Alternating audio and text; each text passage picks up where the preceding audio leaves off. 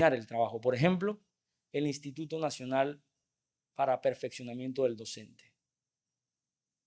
Y yo hago un análisis y lo hago en mis recorridos.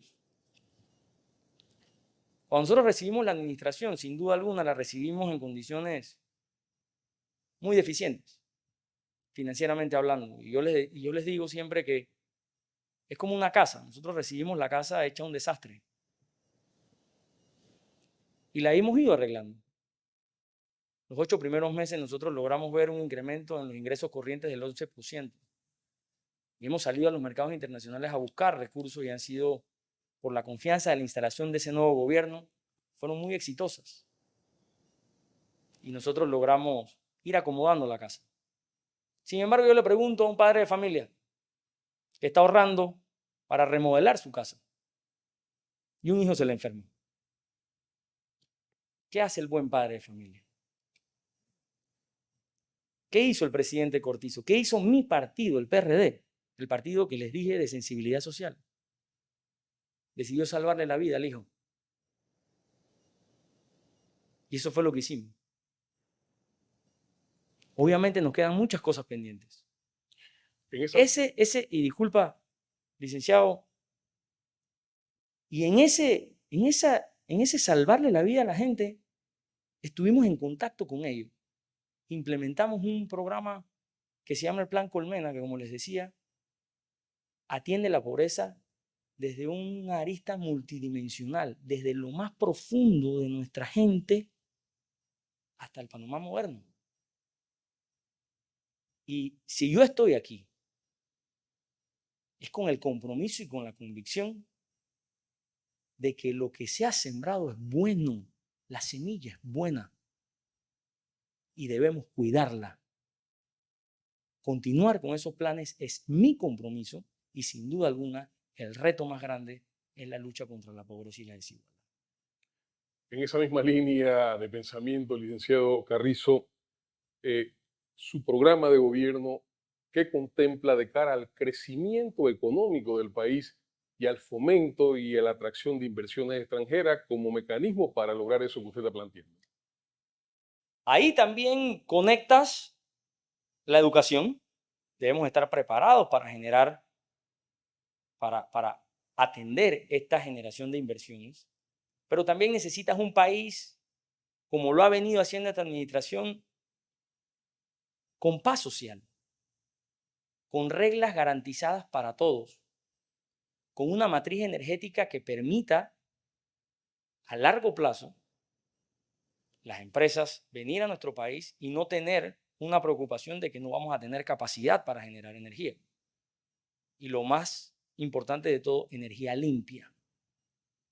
Un sistema de justicia que no responda a intereses particulares, ni intereses de gobierno, porque eso ahuyenta la inversión. Esta administración ha nombrado 6 magistrados de la Corte Suprema de Justicia, ninguno de ellos subordinados por el presidente ni con dependencia económica. Ha sido un modelo para la región y mi compromiso es mantener esa independencia para permitir que inversiones pongan sus ojos en Panamá, vean un ambiente de tranquilidad, vean un ambiente nivelado para la inversión y puedan generar esas inversiones que van a generar empleo, como lo estamos viendo. No es casual que el presidente del Banco Interamericano de Desarrollo hace algún par de semanas dijo que Panamá era un modelo en el manejo de la crisis y con las mejores proyecciones económicas. Eso no es casual. Eso es producto de la tranquilidad que el presidente, a través de políticas públicas enfocadas en la gente, con esa sensibilidad social, ha logrado implementar para mantener esa estabilidad que haga ver inversiones extranjeras, buenas inversiones extranjeras en nuestro país, que generen empleo y que le pongan plata a la gente, para hablarlo en el buen panameño. Pero sin duda alguna, esas decisiones valientes que el presidente ha tomado, también las seguiremos nosotros tomando en nuestra administración, porque son la garantía de prosperidad para nuestro pueblo. No hay mejor manera que luchar contra la corrupción que la transparencia, la digitalización de los procesos. Al digitalizar procesos le quitas discrecionalidad al funcionario público Y al quitarle discrecionalidad, evitas la corrupción. La lucha contra la corrupción también es no meterse en la justicia y dotarla del presupuesto que requiere y que solicita, como el presidente lo ha hecho. Por primera vez se está implementando nuevamente la carrera judicial. Un ministerio público enfocado a hacer su trabajo, sin persecuciones políticas, ni nada al respecto. Todas estas cosas, estimados periodistas, lo examinan inversionistas que quieren, de alguna manera, invertir capitales en lugares seguros. Y esa es la única manera como nosotros vamos a realizarlo. La ley de contrataciones públicas modificada en el 2019 también, que permite, y esto es un dato interesantísimo, permite ver el 100% de las transacciones que hace el Estado. Antes, alrededor de 10.000 millones de dólares de contrataciones públicas por el Estado eran invisibles. Tú solamente las podías ver luego de haber sido ejecutadas. Hoy en día, a través del programa de cotización en línea, es un proceso de cotización en línea, puedes ver con detalle esas compras menores que suman importantes miles de millones de dólares. Y creo que el pueblo panameño pudo ver con claridad no solamente la lucha nuestra en medio de la pandemia, sino la transparencia con que se manejó los fondos del Estado, rindiendo cuenta en todos los periódicos, número de cédula, nombre, RUC, precio del artículo, de todo lo que se adquirió en el estado de emergencia. De esa manera también, con esa transparencia, es una invitación a las buenas inversiones para que vengan a generar empleo a Panamá. Y eso es lo que estamos viendo y eso es lo que han dicho no solamente nosotros, sino instancias internacionales que ven el comportamiento de un gobierno con sensibilidad social, con carácter humano. Ese es el PRD. Y señor Carrizo, usted lo ha mencionado al finalizar esta pregunta, la pandemia. La pandemia fue una de las grandes catástrofes que ha azotado el mundo, tal vez en los últimos 200 años. Ustedes estuvieron al frente como parte del gobierno, usted como vicepresidente, incluso estuvo al frente de programas para la ayuda de la pandemia, para la ayuda de la población en la pandemia. Pero si usted hubiera sido presidente, ¿qué hubiera hecho diferente? ¿Qué hubiera mantenido?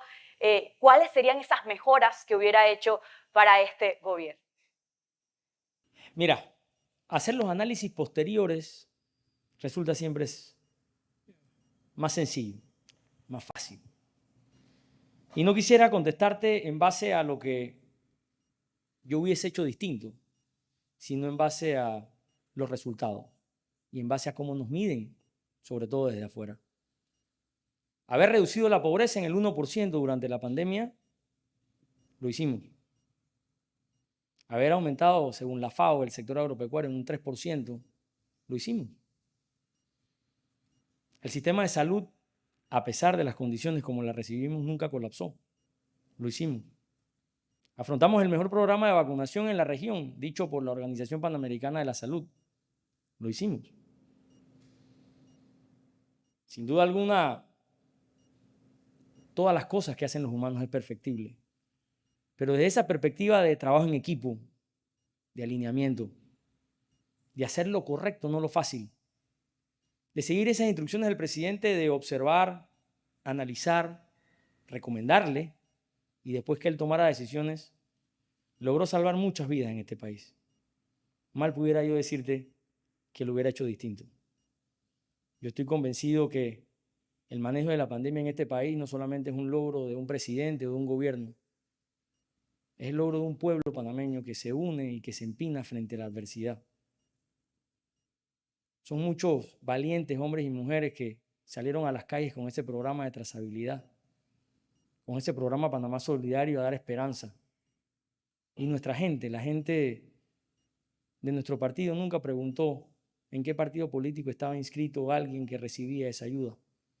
1.7 millones de personas en el momento más crudo de la pandemia recibió ese vale digital, esa ayuda, esa esperanza. Decir ¿qué hubiera hecho distinto? Haber apoyado más al presidente. Decir ¿qué hubiera hecho distinto? No defenderme, sino haber trabajado de la mano como trabajé con él para mostrar hoy lo que hemos hecho. Para garantizarle al pueblo panameño que tengo la convicción y la determinación en hacer lo correcto para continuar haciendo las cosas que beneficien a la mayoría de los panameños, pero sobre todo a quien más lo necesite. Tengo la convicción moral de decirle a mi país que nunca pondré los intereses personales por encima de los intereses colectivos. Tengo 3 maravillosos hijos y lo que quiero para ellos, lo quiero para mi gente. Del presidente Cortizo me llevo una lección. Siempre trabajar y hablar menos. Y eso fue lo que hicimos. Salvamos muchas vidas. Vuelvo y repito, todo es perfectible, pero nada de lo que hicimos lo cambiaría. Licenciado Carrizo, hay una variedad de temas que hubiéramos podido desarrollar. Por la brevedad del tiempo no vamos a poder tocarlo, pero sería bueno que dejara usted un mensaje a la sociedad panameña respecto a cosas tan latentes como el problema de la inseguridad, la educación, etcétera, etcétera. Su mensaje final. Terminemos el trabajo. Terminemos el trabajo que hemos iniciado. Terminemos la conquista de la pobreza y la desigualdad a través de una educación en valores, en principios, en valores y para el trabajo. Continuemos defendiendo los intereses de nuestro país por encima de los intereses personales. Sigamos caminando en la senda correcta. No es lo que nosotros decimos, sino lo que dicen de nosotros. Panamá va por un muy buen camino. Panamá va por un muy buen camino. Terminemos el trabajo. Muchas gracias y que Dios les bendiga. Gracias, licenciado Carrizo. Eres PRD, eso es. Bien, y ahora vamos con otro de nuestros expositores. Así es momento de escuchar entonces al señor Calixto Silgado Obama. Queda en el uso de la palabra.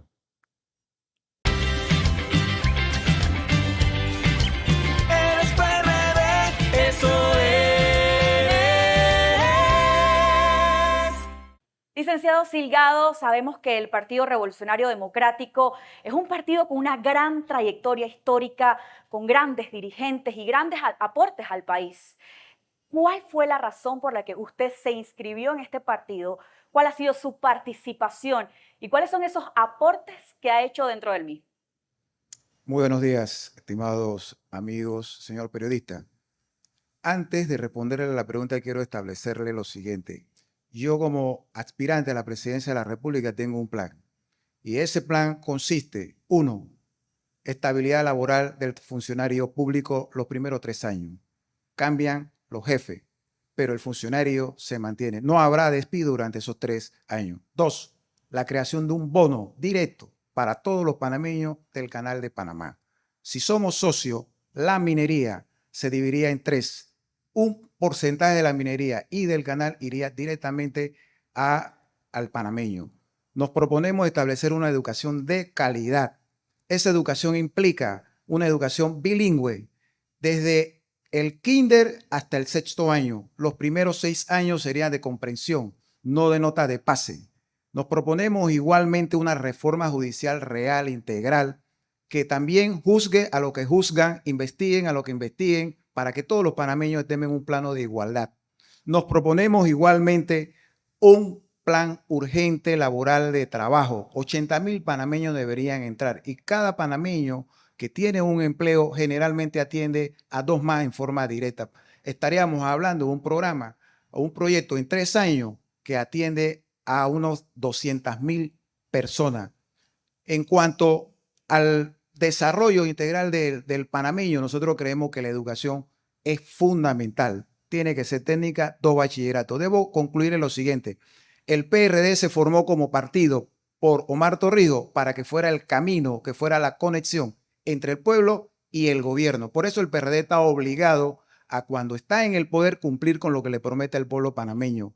y cuando está en oposición defender el programa de gobierno que ha planteado. Por eso el PRD no puede hacer programa cada 5 años, debe hacerlo a largo plazo. Participé, integré el Partido Revolucionario Democrático de lo que tenía los 16 años. Cuando el PRD se integró, antes de integrarse el PRD, había lo que se llamaba los núcleos de base. Era el organismo más micro que estaba formado por 25 personas y formaban su directiva y pasaban a ser los dirigentes del PRD. Eso en el desarrollo del partido se cambió, se fue extinguiendo al punto en que debilitó la organización de base del PRD. Ojalá podamos volver a ello. Por eso le puedo decir con certeza, hemos participado en ella como dirigente estudiantil. Mi formación política viene de la Federación de Estudiantes de Panamá. Aquí veo caras que también eran dirigentes panameños. Y en esa organización nos especializamos por la defensa de los intereses del pueblo panameño, por su soberanía, por el respeto a la condición de país como Panamá. Apoyamos definitivamente y decididamente al general Torrijos en su lucha por la recuperación de la zona del canal. El Panamá de hoy depende de esa generación, incluso formada por miembros de la entonces Guardia Nacional, que después se conoció como Fuerza de Defensa. Nosotros los panameños le debemos el respeto y le debemos también las consideraciones a quienes integraron este país, el nuevo Panamá, el Panamá que conocemos. Pero también reconocemos los esfuerzos de otras generaciones. Y como lo dijo el general Torrijos, muy sabiamente, esto fue una lucha de generaciones que se reconocen. Por lo tanto, mi participación y aporte en el PRD ha sido autónoma. Debo decirlo con desprendimiento y propia.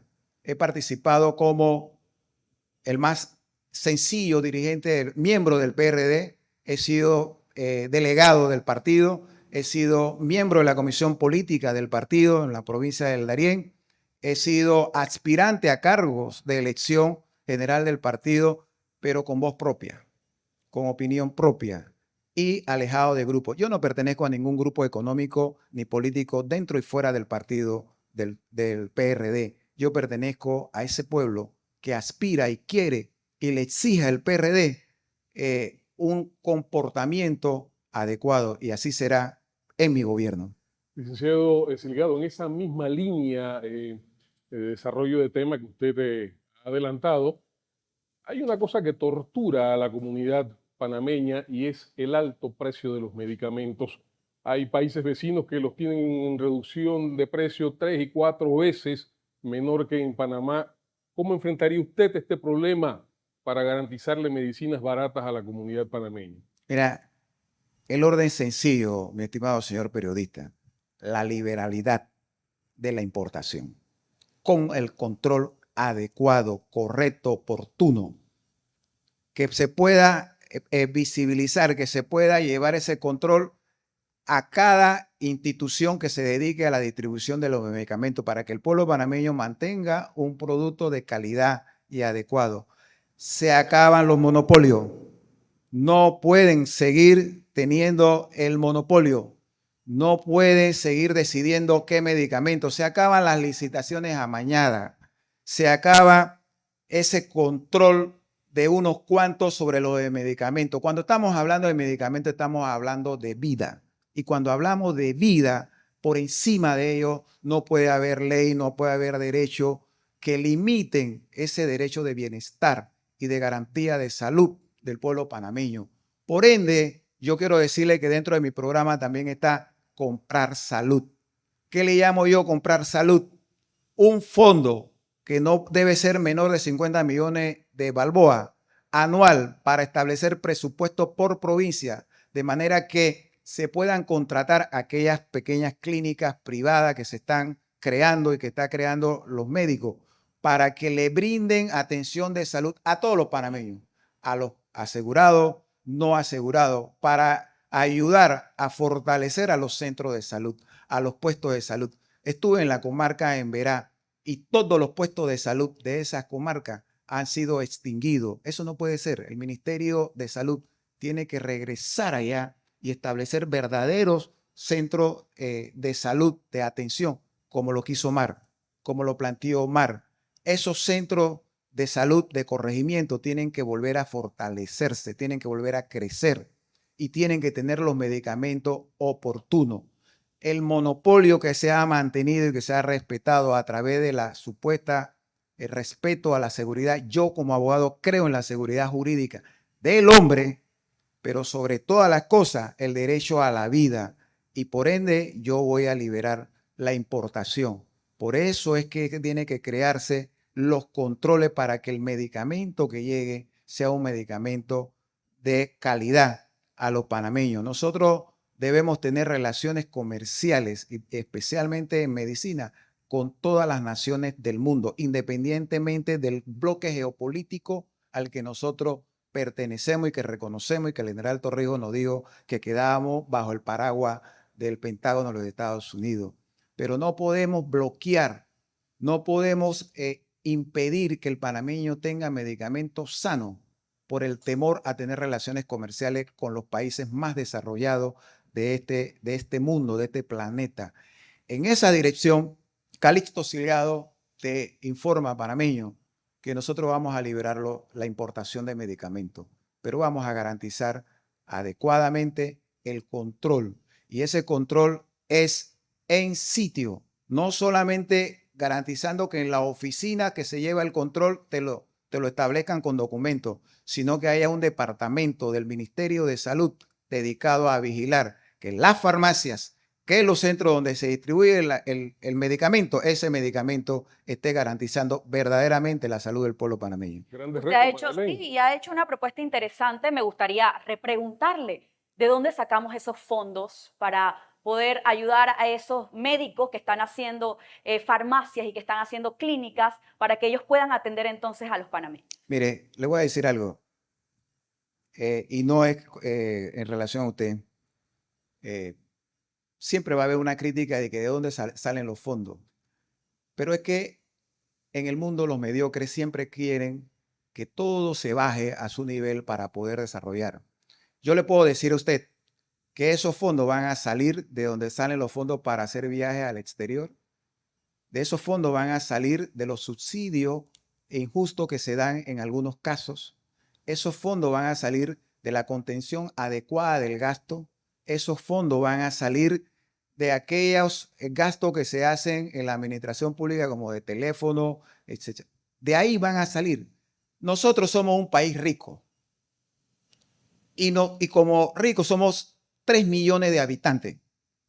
Esos 3 millones de habitantes tienen un presupuesto anual en los últimos años de alrededor de 24.000, 25.000, pongamos 20.000 millones de dólares en el desarrollo. Este país ha tenido 7 gobiernos después de la invasión. De esos 7 gobiernos después de la invasión, 4 han sido por aquellos que se dicen opositores al PRD. Y con el gobierno que finalice del presidente Cortizo, el PRD tendrá 3 años. Los 4 gobiernos anteriores han administrado alrededor de 220.000 millones de dólares en su periodo. En el periodo PRD, de los 3 gobiernos PRD, incluyendo el de Cortizo, al finalizar estaríamos administrando alrededor de 180.000 millones de dólares. ¿Cómo no va a haber para sacar 50, 60 millones de dólares y poder comprar salud, poder alquilar esas clínicas pequeñas que le puedan brindar salud al panameño y que además permita el desarrollo de los médicos en Panamá, que además le garanticen a estos estudiantes, a estas personas que hoy se gradúan y que cuando terminan el internado, entonces quedan buscando empleo como cualquier otro panameño. Nuestro personal, el panameño, tiene que tener como garantía que cuando estudia va a tener ingreso, va a tener empleo. Pero nosotros no estamos promoviendo con esto el hecho de que el estudiante o el médico que ya haya terminado su internado salga a buscar trabajo, sino que él mismo lo cree, que él mismo tenga entre grupos cómo desarrollarse. Nosotros tenemos que ponderar en todo momento que el panameño sea emprendedor y no que vayamos a estudiar para luego que salimos de la escuela, del colegio, de la universidad, entonces salimos con un folder bajo el brazo a ver quién nos da empleo. Ese tipo de política nosotros tenemos que impulsar, tenemos que acabar con ese tipo de política y eso lo vamos a hacer preparando, educando y dándole a ese profesional la oportunidad económica real, efectiva y no con tanta burocracia cuando llega el momento de financiar la inteligencia, la capacidad y el desarrollo del hombre. Si educamos al hombre, si lo instruimos para que el hombre sea el cambio, no hay cambio que no podamos obtener. El cambio no es una máquina rodando, el cambio es el hombre, la mente, el desarrollo del hombre y que sepa que tiene un gobierno que lo respalda en su iniciativa al momento de iniciar su vida productiva. Gracias. Licenciado Silgado, el mundo en estos instantes está azotado por una ascendente inflación, está amenazando prácticamente la estabilidad de algunas naciones. Panamá, sin embargo, tiene la inflación más baja de América Latina, un 2%. ¿Cómo explica usted que esto se hace? Mire, en este caso tenemos que tomar en cuenta qué tipo de moneda nosotros usamos.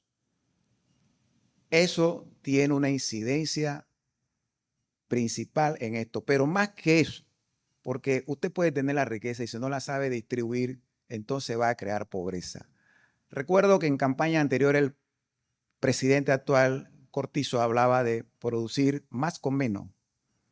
Hablaba igualmente de distribución de la riqueza.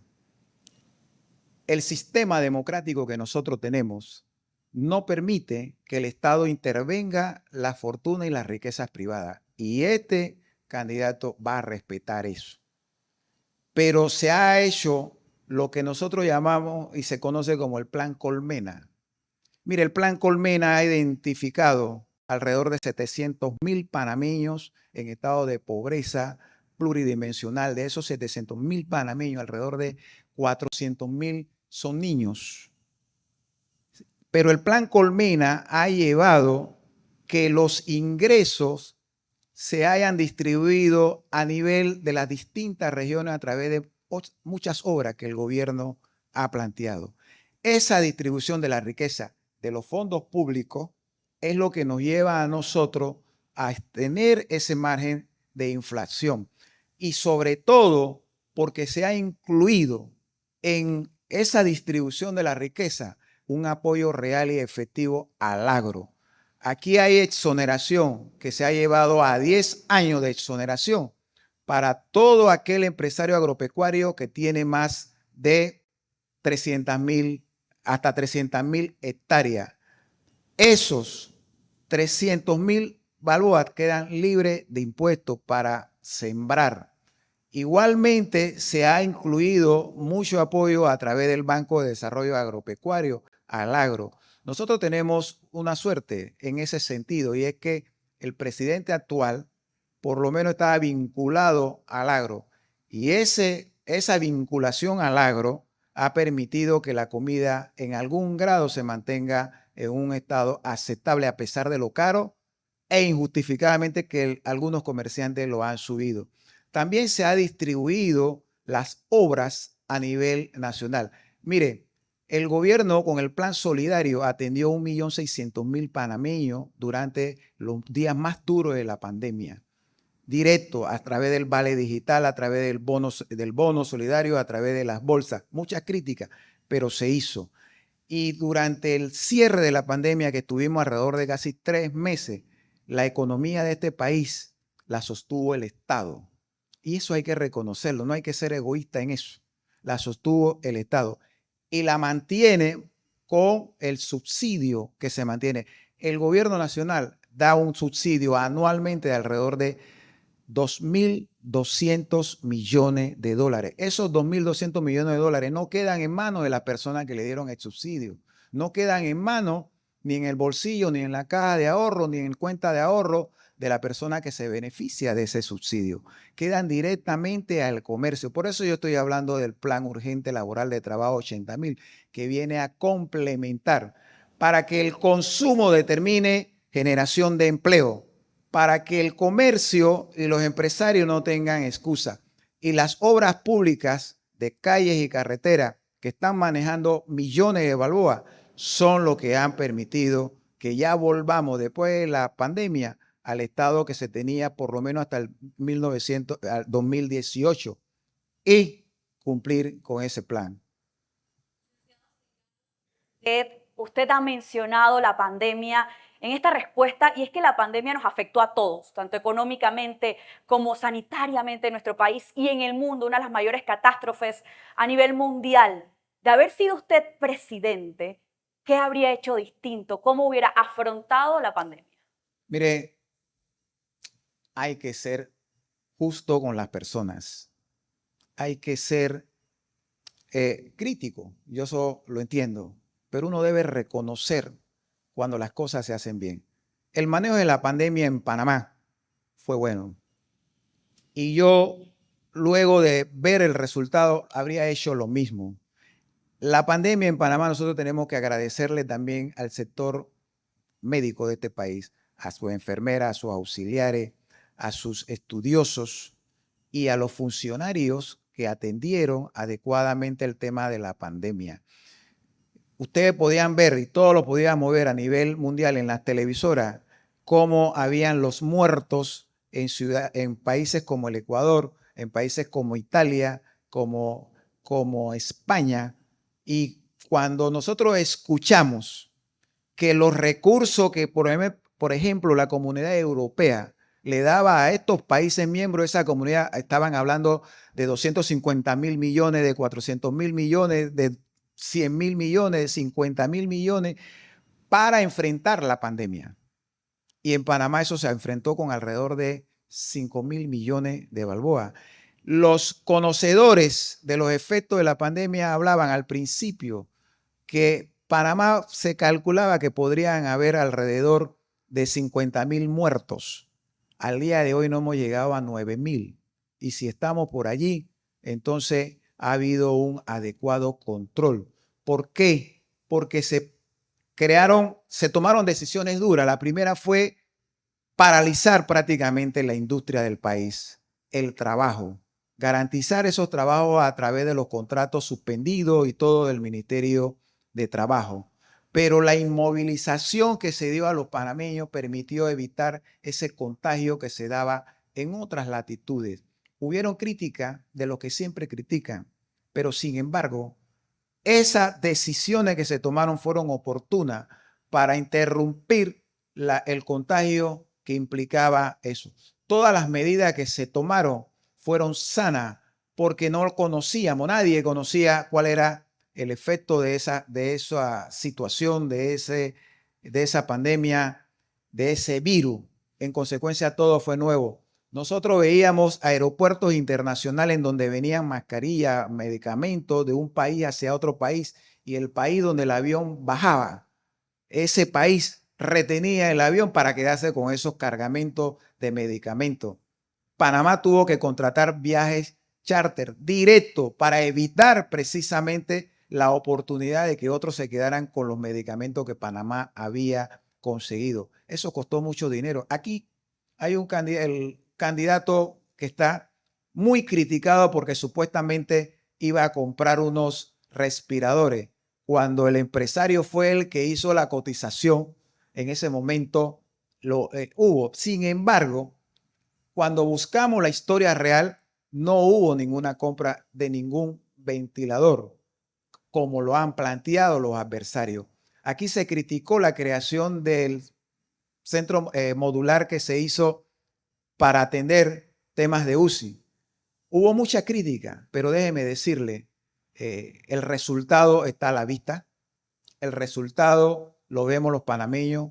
Hoy ya los panameños caminamos con libertad, consciente de que hay un sistema de salud en Panamá que garantiza la salud del pueblo panameño y que hubieron autoridades que supieron hacerlo y que no tuvieron reparo en los gastos que había que hacer para garantizarle la vida al pueblo panameño. Me parece que yo habría hecho lo mismo.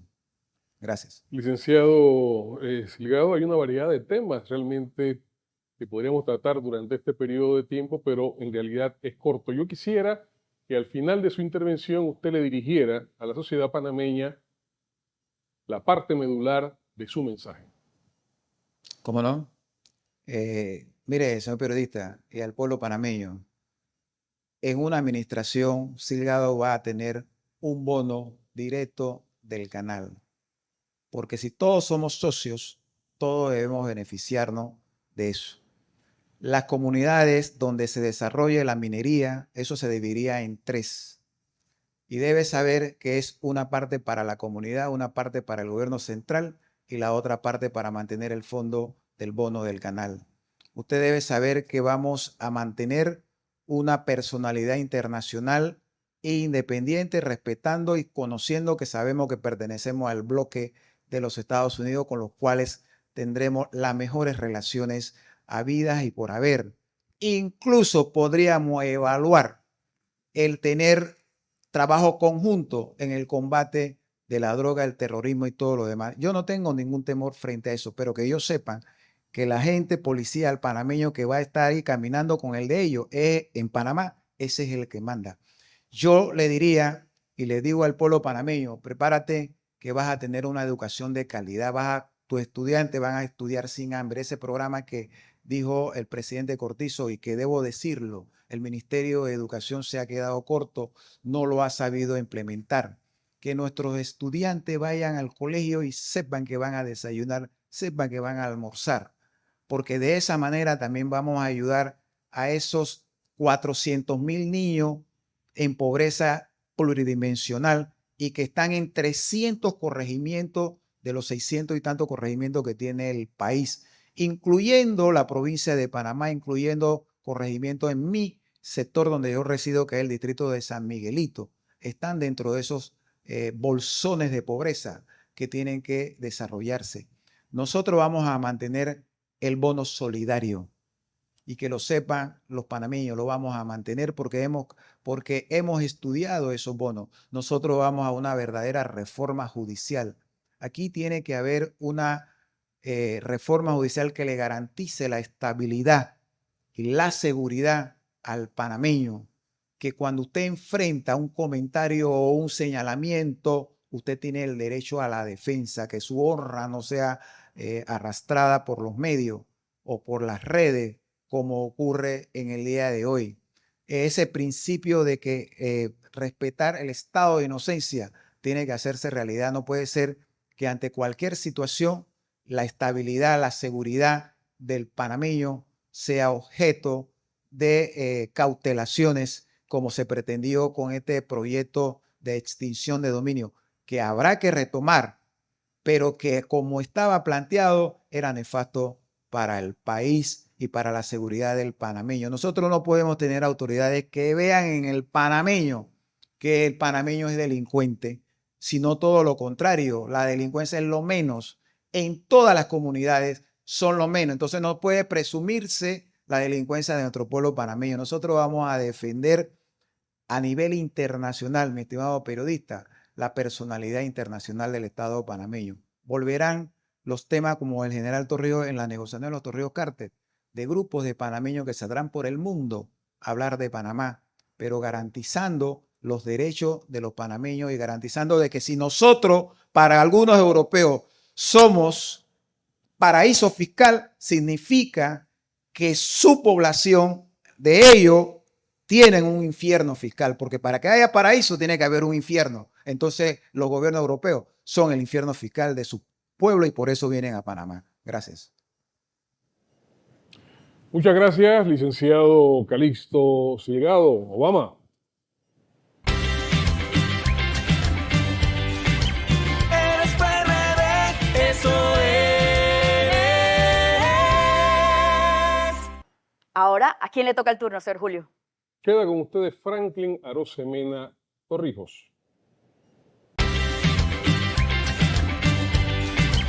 Eres PRD, eso es.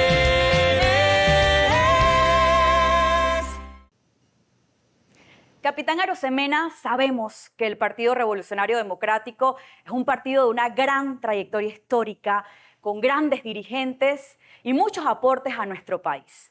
¿Cuál fue la razón por la que usted se inscribió en el PRD y cuáles han sido sus participaciones y aportes al mismo? Sí, muy buenos días a todos. Ante todo, un cordial saludo a todos los televidentes y escuchas.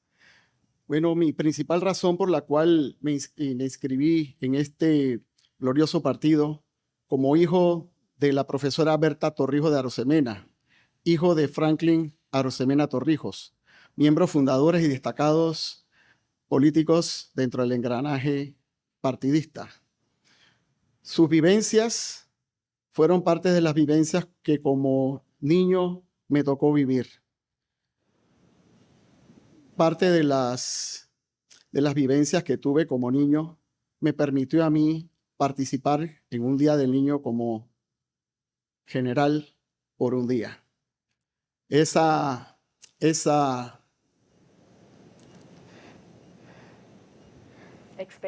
experiencia me dio la oportunidad de tener el gran carisma que tuvo mi tío cuando un día nos llevó al Parque Omar y que como general nos recibieron 5,000 niños. Ese cariño recibido hacia esa persona marcó en mí un hito de lo que sería el partido y la mística del general Torrijos. Posteriormente también me tocó vivir una época muy difícil cuando en México, al estar graduándome, fue la invasión de Panamá y me tocó formar parte del Comité de Apoyo y Defensa del Pueblo Panameño como parte de la resistencia informativa en ese entonces. He vivido la época mística torrijista y también la época más oscura del PRD, pero eso no me lleva a renunciar a mis principios ni a mis valores. Somos un partido con una nutrida historia, con una clara ideología torrijista que busca el bienestar de las mayorías, la solidaridad humana y la justicia social. Debemos recuperar la esencia de nuestro partido y adaptarla a las necesidades actuales de nuestra sociedad. Debemos escuchar a la población, a los estudiantes, a los profesionales y a los empresarios y ser capaces de ofrecer soluciones reales a los problemas que enfrentamos como panameños. También he participado en varios escenarios políticos apoyando a miembros prominentes del PRD en sus justas pretensiones políticas. Eso es lo que puedo decir. Muchas gracias. Capitán Arosemena, una de las grandes preocupaciones que tiene la sociedad panameña trata sobre el tema de la seguridad pública. Un gobierno encabezado por usted, ¿cómo abordaría este problema? Bueno, sí, dentro de la seguridad pública tenemos que ver varios factores. No solamente los factores de las calles, de la inseguridad de las calles, también tenemos que ver factores que tienen que ver con la impunidad. Tenemos que ver con factores, como yo los he denotado, lo que se llamaría el delincuente de a pie y el delincuente de cuello blanco. Con el delincuente de a pie es una consecuencia de un hogar disfuncional, problemas sociales, falta de oportunidades y otros factores que llevan a esas personas pues, a buscar mejores condiciones o tratar de resolver su vida. A ellos los podemos tratar mejorándoles sus condiciones de vida, creando programas sociales y culturales y deportivos que los aparten en cierta forma de dicho problema. Sin embargo, el problema del delincuente de cuello blanco es mucho más difícil de encarar, pero ya tenemos propuestas. Lastimosamente se nos acaba el tiempo. Muchas gracias. Y usted ha mencionado la seguridad, que es una de las grandes problemáticas de nuestro país. Pero además hay muchas falencias que todavía tenemos, muchos problemas que enfrenta la población panameña. Para usted, ¿cuáles serían los mayores retos de nuestro país? Y de ser electo como presidente, ¿cuáles serían sus propuestas? ¿Cómo las abordaría? Panamá tiene grandes retos, pero también grandes oportunidades, gracias a nuestra posición geográfica. Entre los retos tenemos falta de mano de obra calificada, baja inversión extranjera, industria inmobiliaria deprimida, el agua, zonas rurales, la basura, la salud, la caja del seguro social, el agro, las calles, el autoendeudamiento personal y de país. Así que, ¿qué vamos a proponer en este día? Ruedas seguras, alivio fiscal a las personas de 55 años o más, creación de zonas francas extraterritoriales y zonas francas virtuales. Llevar a su segunda etapa el Plan Maestro de Modernización Portuaria, Logística y del Canal de Panamá, a través de la creación del primer laboratorio de inteligencia artificial de la región centroamericana. En el sector agropecuario, planteamos la necesidad de la creación de la zona franca agroalimentaria, fomento al desarrollo rural, diversificación de cultivos y fomento a la agricultura sostenible con una fuerte inversión en tecnología y capacitación. Proponemos el proyecto de desarrollo comunitario para involucrar a los ciudadanos y empoderarlos como parte activa en la identificación y solución de los problemas de la comunidad.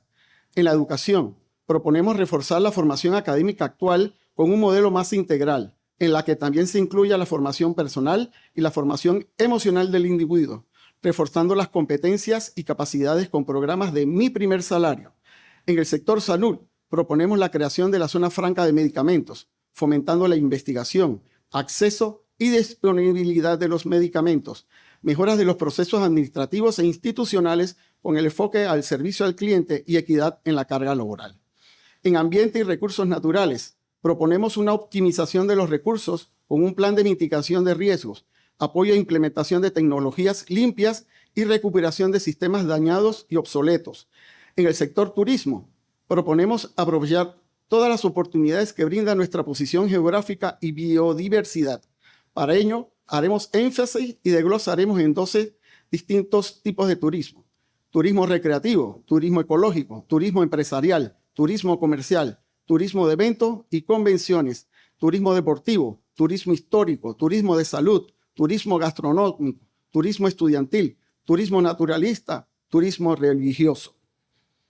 En el problema del agua, que no solo afecta el consumo humano, el mayor tráfico de barcos por la vía, cada vez es más frecuente el fenómeno del Niño y la contaminación del lago Gatún por las tinas de reutilización del agua en las nuevas esclusas, nos lleva a proponer de manera urgente la viabilidad de hacer un nuevo canal que permita mitigar de una vez por todas esta problemática y elevar a seguridad nacional este tema.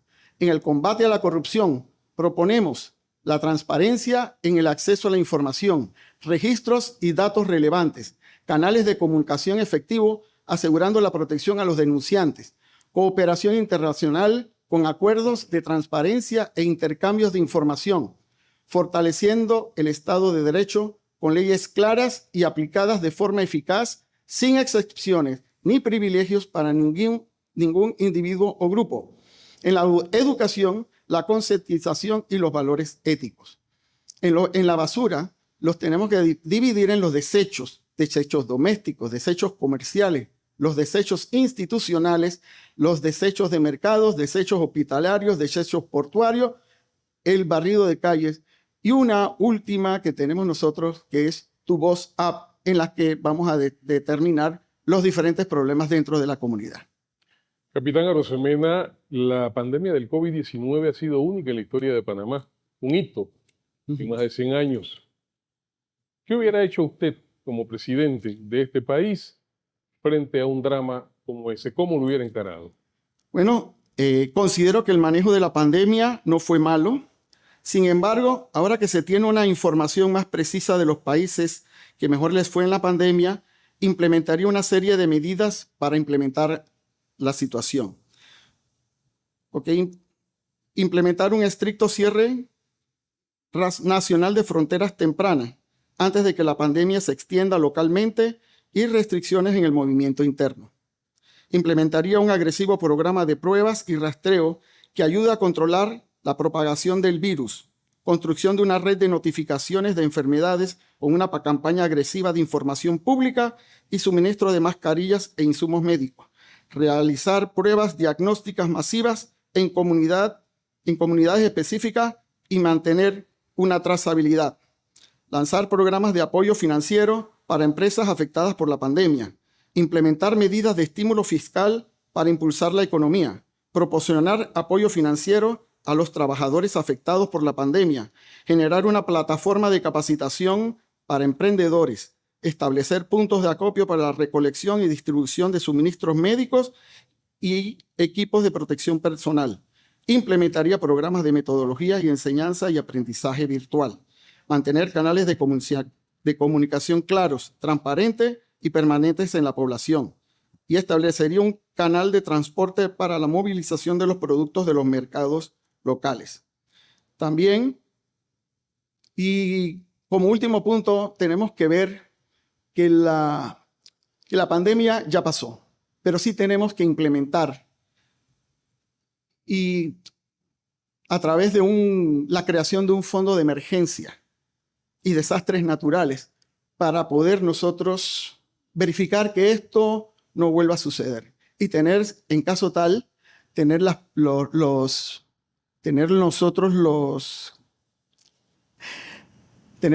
suficientes fondos y la preparación adecuada para afectar o para resolver dicho problema. Muchas gracias.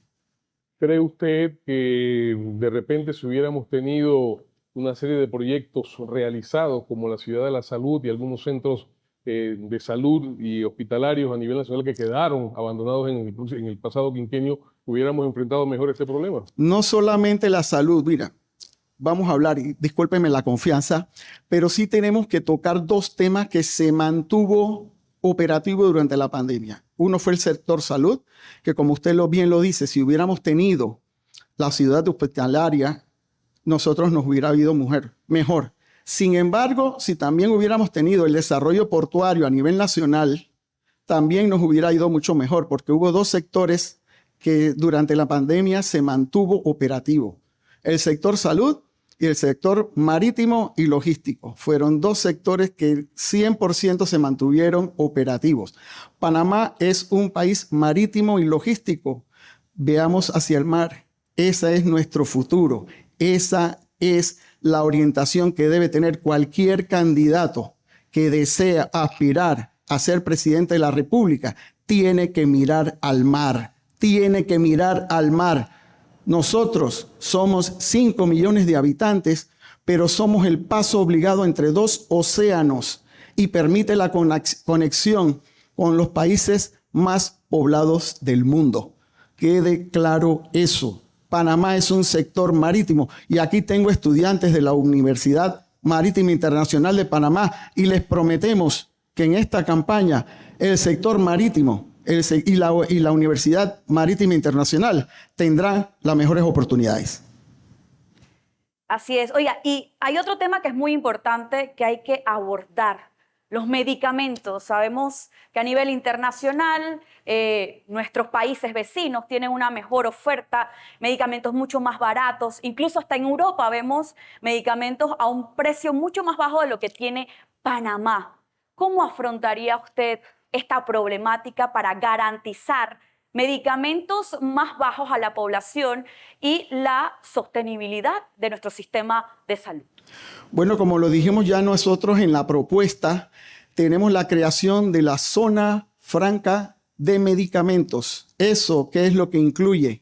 Incluye investigación, desarrollo y por ende es traer inversionistas no solamente para traer medicamentos más baratos, sino para crear el centro de investigación y, ¿cómo se dice?, los laboratorios especializados para que Panamá sea el centro a nivel mundial de abastecimiento de medicamentos. Nosotros, como posición logística y geográfica, tenemos también considerado en los medicamentos la sana y ¿cómo se dice? Y nosotros pues vamos a generar eso. Tenemos no solamente en el sector salud lo de los medicamentos, sino también la atención al asegurado, la atención del salud. Hay unos problemas que son la descarga laboral, que también lo tenemos que ver. El medicamento no solamente es una parte y un paliativo dentro del problema de la salud, que ya lo mencionamos. Todo lo tenemos como un programa integral dentro de la salud, que incluye los medicamentos, también incluye atención a la salud de las personas, atención al asegurado y la descarga laboral de las personas. O sea, es un plan integral, no solamente va a ser en... ¿Qué cree que impida que podamos ser ese hub de los laboratorios, de estas empresas internacionales, para que hagan su sede aquí en Panamá y que puedan entonces ofrecer esos medicamentos de una forma más barata a la población? Bueno, precisamente tenemos que regular hacer ciertos cambios a las leyes para que nos permitan traer pues esta zona franca de medicamentos, pero con la voluntad política al final es lo que principalmente va a prevalecer para que todas estas políticas en el campo de la salud puedan ser implementadas favorablemente. La desigualdad social, los temas de equidad, encarar el desarrollo económico del país. Hay una variedad de temas, capitán Arosemena. ¿Cuál sería el mensaje que usted le deja a la comunidad nacional en caso de ser Espérese, gobierno? Ok. Precisamente una de nuestras propuestas que tenemos en el aspecto social es la creación de los comités, es decir, de los comités comunitarios. En estos comités comunitarios o los patronatos comunitarios es para poder diagnosticar cada uno de los problemas sociales que se viven dentro de cada comunidad. Nosotros hemos definido a través de diferentes comités de salud, deportes, desarrollo social, de diferentes tipos de comités. Tenemos más de 20 comités, no los voy a mencionar todos, pero sí lo importante es que nosotros tenemos un proyecto que le llamamos ORPA, que viene a través de la organización de estos comités o de estos patronatos comunitarios con una oficina comunitaria que va a entrar en todas las diferentes zonas para que trabajen en armonía con las juntas comunales y los municipios. Después viene lo que se llama el reclutamiento a través de las diferentes personas que van a conformar dicho comité, la planificación para que hagan el diagnóstico de la problemática en cada comunidad y por último el apoyo. No podemos generar un apoyo si realmente no hay una organización, una planificación y un seguimiento a cada una de las necesidades comunitarias. Gracias por su intervención, señor Franklin Arosemena Torrijos.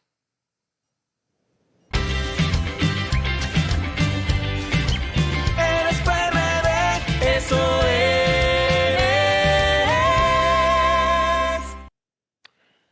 Bien, amigos, y ahora vamos con Leonel Rodríguez, otro de los aspirantes a la candidatura presidencial del Partido Revolucionario Democrático. Eres PRD, eso es. Comenzamos de inmediato. Licenciado Rodríguez, sabemos que el Partido Revolucionario Democrático es un partido con una gran trayectoria histórica, con grandes dirigentes y muchísimos aportes al país. Pero usted, ¿qué fue lo que le hizo tomar la decisión de inscribirse en el partido y cuáles han sido esos aportes que le ha hecho usted como parte del mismo?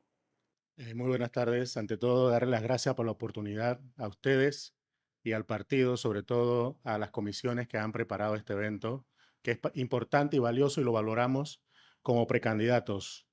Para mí es importante ser candidato a la presidencia por dos razones. La primera es porque es un deber como ciudadano participar. Nosotros, nuestra generación, tiene el deber histórico de rendir cuentas a las futuras generaciones. La realidad nos dice algo y esa realidad nosotros tenemos que transformarla. Y por eso yo estoy aquí siendo precandidato presidencial, a pesar de que no soy una persona conocida. En el 2018 yo fui precandidato y superé a figuras conocidas. Quedé número 4 en las primarias presidenciales del PRD. Superé a figuras que invirtieron mucho dinero y nuevamente yo me estoy presentando como un hombre común, como lo que soy, un hombre común que representa a un sector de la población del partido que, aunque ustedes no lo sepan y aunque muchas personas no lo quieran aceptar, ha sido invisibilizada. Ese sector del partido necesita a alguien que hable por ellos. Y ese soy yo, y por eso yo estoy participando en esta elección, porque es un compromiso y un deber histórico. También es porque es un derecho. Nosotros tenemos el derecho porque cumplimos con los requisitos. Los requisitos que establece la Constitución política, los requisitos que establece el Código Electoral y los requisitos que establecen los reglamentos internos del partido nos hacen poder ser candidatos a la presidencia de la República. Y si tú cumples los requisitos, ve y postúlate, participa y hazle saber a los demás tu visión, lo que piensas, lo que quieres decirle al resto de los ciudadanos. En este caso, yo me quiero dirigir a los 750,000 inscritos que tiene el partido. Un partido que ha crecido peligrosamente, y lo digo peligrosamente, en el gobierno. En las primarias pasadas, el partido estaba integrado por 560,000 inscritos. En poco tiempo hemos superado la cifra de 200,000. Hemos crecido un tercio por encima de lo que éramos en el 2018. Esto tiene una razón de ser que es peligrosa para nosotros. Somos un elefante, somos un partido enorme y eso no nos deja formar a nuestra membresía, darles capacitaciones y esa membresía necesita saber por quién va a votar, a quién va a escoger y las razones por las que va a escoger a esos candidatos. Peligrosamente llegaron las nuevas elecciones, estamos en las primarias del 2023 y nuestra membresía no ha recibido esa información. Y bueno, yo estoy aquí para dar mi granito de arena, para dar mi aporte en esa línea, bajo esa premisa y bajo esa visión. Por eso estoy aquí. Pero no nos ha dicho la razón por la que se inscribió. ¿Por qué escogió el PRD como ese partido donde usted podía hacer un cambio en el país? Yo tengo 23 años de estar inscrito en el PRD. Yo salí de ser dirigente universitario, fui 7 años dirigente de la universidad, ganando todas las elecciones en las que participé y de ahí salté al PRD. ¿Por qué? Porque desde niño yo llevaba en la sangre el ser torrijista. En las montañas de Coclé, donde cayó el avión, donde murió el general Torrijos, a mí me tocó ver esa escena cuando pasaban los helicópteros en las riberas del Cerro Marta, en las montañas. Yo soy de una comunidad que se llama el Copé de la Pintada, que colinda con esas montañas. Y yo vi a adversarios políticos del general Torrijos decir, si Torrijos murió, el país pierde mucho. Y eran sus adversarios.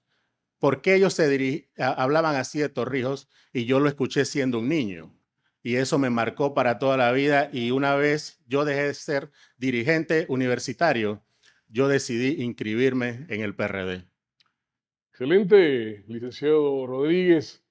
Pero hay otras cosas, hay otros parámetros, ¿verdad?, para medir lo que puede hacer la propuesta de gobierno. En estos instantes hay algo que preocupa mucho a la población panameña y es el alto costo de los medicamentos. Claro. Hay países vecinos que tienen estos registros 3, 4 veces menor en precio al que tenemos aquí. ¿Usted cómo enfrentaría eso de llegar a tener la candidatura presidencial? Bien, el tema de los medicamentos es un tema que parte de los intereses creados.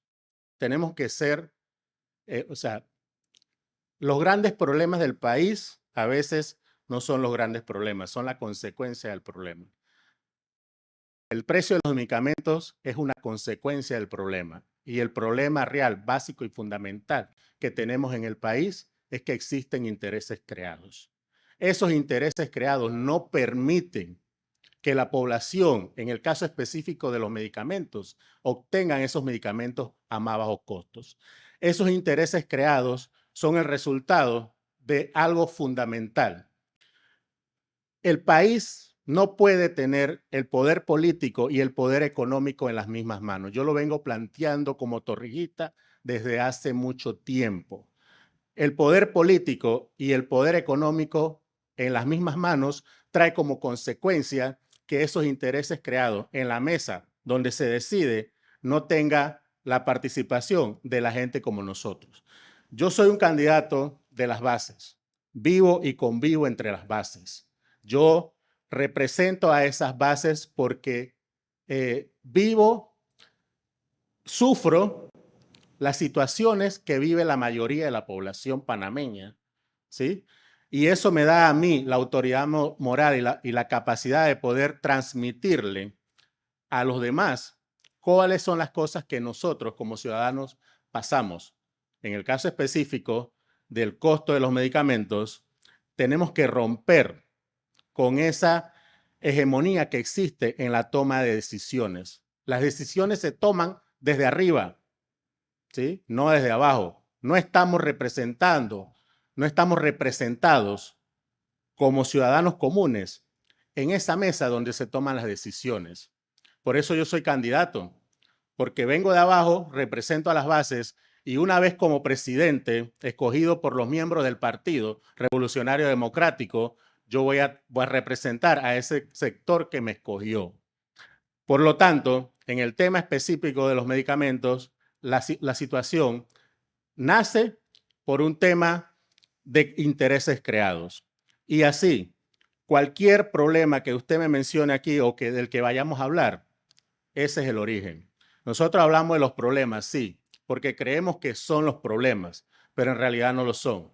Los tales problemas o los mencionados problemas son consecuencia del problema real. Y el problema real está en eso. El poder político y económico es el mismo y decide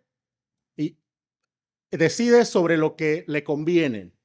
Decide sobre los demás en el tema específico de los medicamentos, pero los ciudadanos que se ven afectados por el precio de los medicamentos no toman decisiones porque no están representados. No nos sentimos representados. Y aprovecho este espacio para decir lo siguiente. El Partido Revolucionario Democrático tiene, sí, 760,000 inscritos, pero no todos somos parte del gobierno. Habemos muchos miembros del PRD que nos sentimos en oposición, aún estando el PRD gobernando en estos 5 años. Nos sentimos en oposición no solamente porque no ocupamos un puesto público, no, sino porque muchas de las decisiones que se toman van en contra incluso del pensamiento político que representamos, que es el torrijismo. Bien, licenciado Rodríguez, usted ha hablado de una problemática del país, pero algo que ocurrió no solo en Panamá, sino en el mundo, fue la pandemia, una catástrofe que azotó al planeta, que debilitó grandes países, tanto económica como sanitariamente hablando. Entonces, si usted hubiera sido presidente, si le hubiera tocado enfrentar la pandemia, ¿qué hubiera hecho diferente o cómo hubiera afrontado esta catástrofe?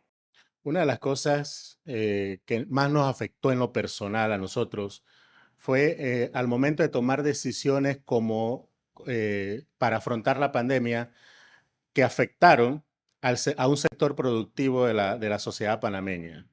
Me refiero a los emprendedores. Nosotros a la fecha, después de 3 años de pandemia, los emprendedores no hemos podido salir de las consecuencias que trajeron esa pandemia, no solo en materia de salud, porque siempre se habla de la pandemia en materia de salud, sino de las consecuencias de la pandemia en materia económica. Nosotros, los emprendedores, los micro y pequeños empresarios, no recibimos el respaldo como se dijo que se nos iba a dar durante y después de la pandemia. Y esa es una verdad que duele. Duele porque nosotros somos un sector importante, productivo de la nación panameña. Nosotros generamos empleo, nosotros somos autosuficientes, nosotros pagamos impuestos. A nosotros se nos prometió en pandemia, hubieron 3 noticias para nosotros, que yo saltaba en un pie cuando yo veía esa noticia, como ciudadano, no como PRD, como ciudadano. La primera noticia decía que nosotros íbamos a recibir $10,000 no reembolsables para levantar nuestros pequeños negocios. A los 15 días, esa noticia se convirtió en una cifra menor, que nos iban a dar $5,000 para levantar nuestros negocios, claro, obviamente golpeados por la pandemia, y que los otros $5,000 nos los iban a dar para que se los pagáramos al Estado, a los bancos, pero sin pagar intereses. Digo, bueno, está bien, vamos a recibir $10,000. Pero al final de cuentas, nos crearon la banca de oportunidades, que esa banca de oportunidades nunca llegó a nosotros. No llegó a nosotros. Y ahí podemos mirar las cifras. El Banco Nacional y la Caja de Ahorro están teniendo dificultades para recuperar los fondos que se le dieron a los supuestos microempresarios que recibieron los dividendos, los 300 millones de dólares, para impulsar a ese sector de la economía. Pero se creó la banca de oportunidades con un interés accesible que entre el 8 y el 9%. En ese momento, nosotros como microempresarios no teníamos la capacidad de pagar intereses ni al 1 ni al 2%, no lo teníamos y nadie nos escuchó. Y eso se hizo a nuestras espaldas como microempresarios y yo no lo hubiese hecho así. La primera versión de la propuesta, así era que había que hacerlo. Había que darles el impulso a los verdaderos microempresarios con $10,000 sin intereses, obviamente pagándolos, ¿sí? Pagándolo porque nosotros nunca hemos querido nada regalado, nunca. Nosotros lo que necesitamos es capital de trabajo y todavía a la fecha necesitamos capital de trabajo para hacer frente a una realidad que nos golpea. Y si eso no cambia en los próximos años, la situación económica del país va a ser mucho más grave, porque el sostenimiento que le damos nosotros, los microempresarios, al desarrollo del país es importante. Es tan importante como las grandes empresas que hay en este país. Y eso sí yo lo hubiese hecho de manera distinta, específicamente porque me tocó sufrir las consecuencias de la pandemia en esa parte. Yo tuve que cerrar todos mis locales y resulta que estábamos esperando una moratoria que nunca la anunciaron, una moratoria a los alquileres, y nunca la anunciaron, y durante esos 3 meses que no hubo un anuncio, nunca nos dijeron, recojan sus cosas que no le vamos a cobrar intereses, o recojan sus cosas porque le vamos a cobrar tanto interés. Nunca nos dijeron eso. ¿Y qué pasó? Los empresarios, dueños de los locales comerciales, después de los 3 meses, al no haber una moratoria para los alquileres, se aprovecharon y nos facturaron esos 3 meses sin haberlos trabajado, porque estábamos cerrados, porque el Ministerio de Salud nos obligó a cerrar, obviamente, por un tema sanitario. Pero nosotros nos fuimos para la casa. Cuando regresamos a abrir, teníamos deudas de 500, 600, 700, 800 dólares, dependiendo del canon de arrendamiento, por 3 meses, por cada local. ¿Qué microempresario puede pagar una deuda sin haber producido un centavo a ese nivel? Entonces, fueron cosas que nos afectaron. En esa misma línea de pensamiento, licenciado Rodríguez, hay 2 cosas que prácticamente torturan a la sociedad panameña: el desempleo y la seguridad. ¿Qué propuestas hay en su plan de gobierno para encarar esos problemas? Bien, yo no hablaría de plan de gobierno porque realmente el PRD tiene una visión. Nosotros como miembros del partido creamos en el 2017, una vez entró el CEN en ese momento, antes de las primarias del 2018, nosotros construimos una visión como partido. Esa visión está en blanco y negro, se llama la visión 2050. En esa visión está todo lo que necesitamos ejecutar de aquí al año 2050 para sacar a este país de la situación en la que se encuentra y darle pleno desarrollo político, económico, social, ¿sí? Entonces, no hay que crear la rueda, no hay que inventar la rueda en ese sentido. La propuesta existe, solamente hay que desengavetarla. ¿En qué consiste? Y aplicarla, la visión 2050. En materia de inseguridad, la visión 2050 establece criterios muy importantes que vienen de la mano, que la inseguridad tiene que ver mucho con el tema de la educación, ¿sí? Y de la primera infancia. Son etapas muy importantes para los niños y los jóvenes, ¿sí? Y crear las condiciones para que estos jóvenes, una vez alcancen la edad adulta, puedan desarrollarse plenamente. Eso está en la visión 2050. Pero por encima de eso, nosotros tenemos que aprender de las experiencias de otros países. Y una de esas experiencias, la más reciente, es la experiencia de El Salvador. En materia de inseguridad, El Salvador escogió a su presidente en el mismo año que nosotros escogimos al nuestro, en el 2019. y las diferencias en materia de seguridad y los avances que ha tenido la hermana República de El Salvador son abismalmente más grandes que las nuestras.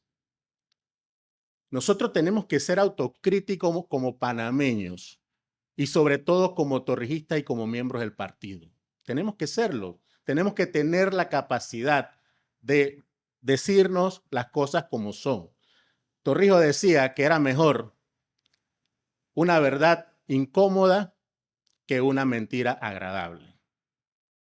Y eso se ha perdido en nuestro partido. La capacidad de reunirnos para decirnos lo que pensamos, para decirnos las cosas de frente, pero no solamente para entrar en controversia, no, sino para que las cosas mejoren. ¿Cuántos hermanos no se pelean y después quedan abrazándose? Eso es normal que pase en una familia. ¿Pero para qué? Para mejorar como organización. Y en ese sentido, en materia de inseguridad, nosotros tenemos que aprender de la experiencia salvadoreña. Y si yo llegase a ser presidente, no tendría que inventar un plan de seguridad. Solamente tendría que replicar la experiencia del Salvador. Eso incluye las grandes prisiones, ¿no? Cárceles, las grandes cárceles. cárceles. Todo eso. Todo eso es importante desarrollarlo en nuestra nación centroamericana, porque el problema de la inseguridad no es solamente un problema de Panamá, es un problema que afecta a toda Latinoamérica y tiene un origen común. Y existe ya un plan de seguridad que no puede ser superado por ninguno en el mundo. Y como lo dice el propio presidente de la hermana República de El Salvador, Nayib Bukele, si existe un plan mucho mejor, con mejores resultados que los que hemos obtenido nosotros en El Salvador, él hablando, si existe un plan mucho mejor que el nuestro, preséntenlo, que nosotros lo hacemos. Y no ha aparecido ese plan. Entonces, tenemos que aprender de la experiencia ajena. Y el plan de Nayib Bukele es el plan que necesita Panamá en materia de inseguridad. Ese es el plan, no hay otro. Licenciado Rodríguez, regresando entonces a Panamá luego de este recorrido por El Salvador, quisiera preguntarle, bajo su concepto, ¿cuáles son esas problemáticas, esos principales problemas que aquejan a la población panameña y cuáles serían entonces sus propuestas para enfrentarlas? Uno de los grandes problemas que afecta a la población en estos momentos y lo que yo considero que es un retroceso a la década de los 90 es el crónico desempleo. El desempleo afecta la vida de los ciudadanos en lo medular que es la sana convivencia en el hogar. No hay una familia, si una familia no se puede sostener por sí sola, definitivamente que esa familia está en crisis. Y hemos regresado a los años 90 porque cuando yo fui estudiante de la secundaria y recién me gradué, para irme a la universidad no pude entrar inmediatamente a la universidad porque tenía que trabajar para poder sostener ese ingreso a la universidad. Y ese ingreso a la universidad dependía de mis ingresos económicos. Pero ¿cómo tener ingresos económicos si no había empleo para nosotros que estábamos recién graduados? No existía. Y esa es la situación que están viviendo los jóvenes 23 años después en estos momentos. El desempleo en estos momentos es crónico y el subempleo no es el camino correcto para una nación tan importante y con tantos recursos en el país. ¿Cómo nosotros solventamos ese problema? Claro, generando más empleo, pero el empleo tiene que pasar tiene que ir de la mano con la creación de los empleos, de los microempleos que generan personas como yo, que somos micros y pequeños empresarios. Si nosotros no fortalecemos esa parte del sector productivo de nuestra sociedad, no vamos a crear las condiciones para que haya pleno empleo.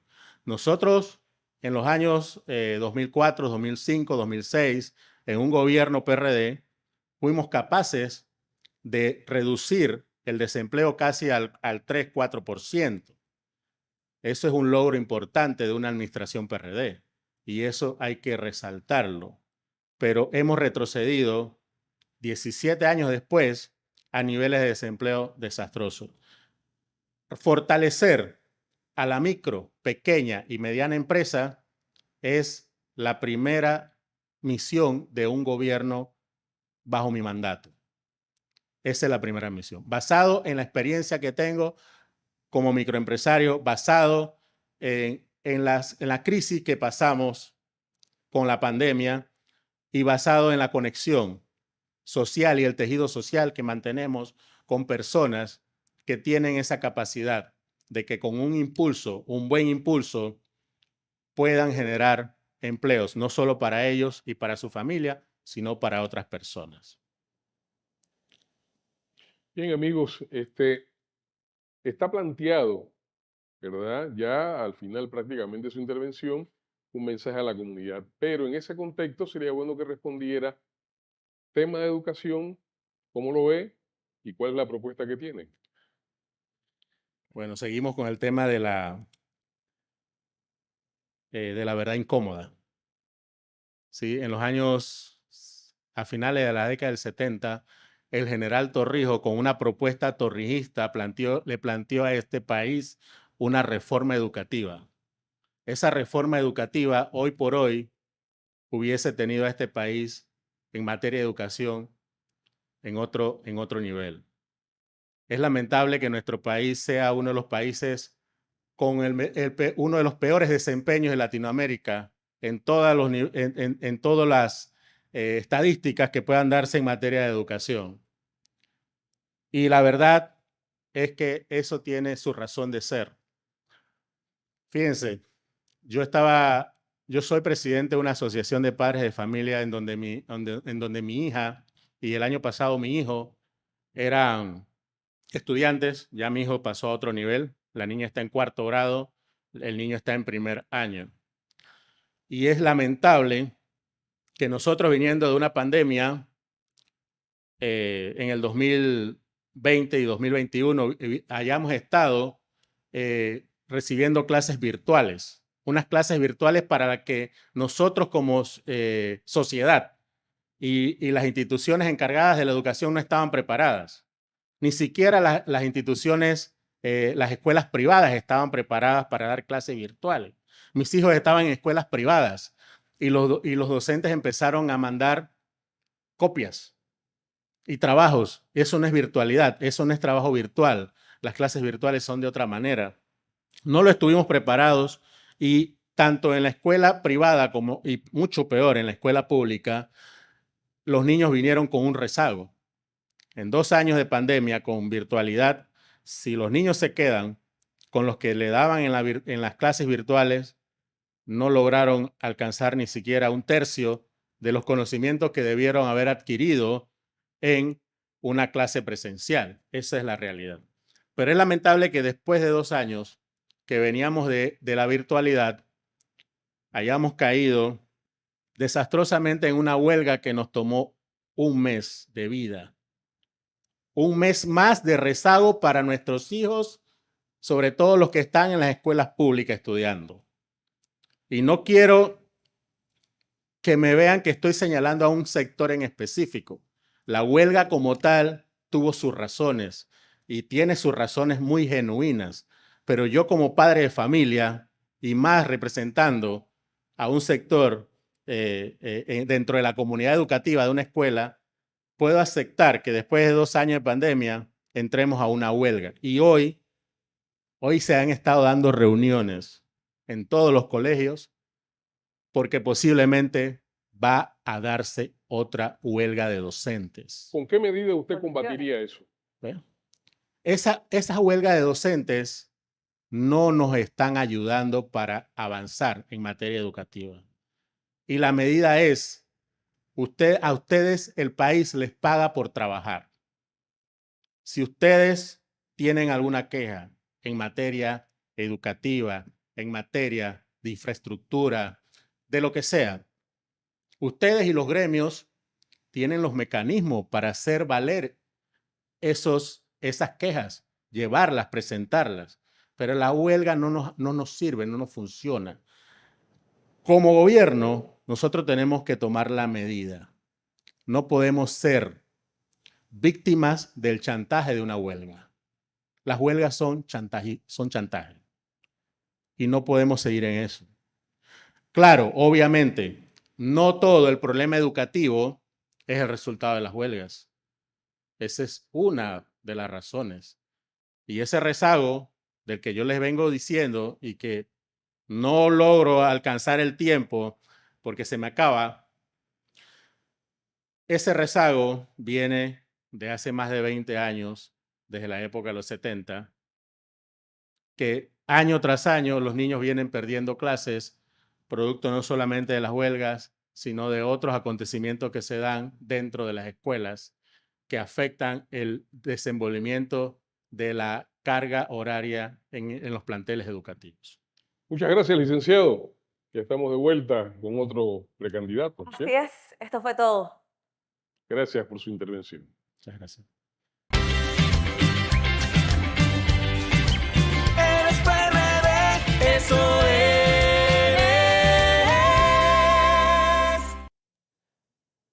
Es momento de escuchar qué nos tiene que decir el precandidato Pedro Miguel González. Adelante.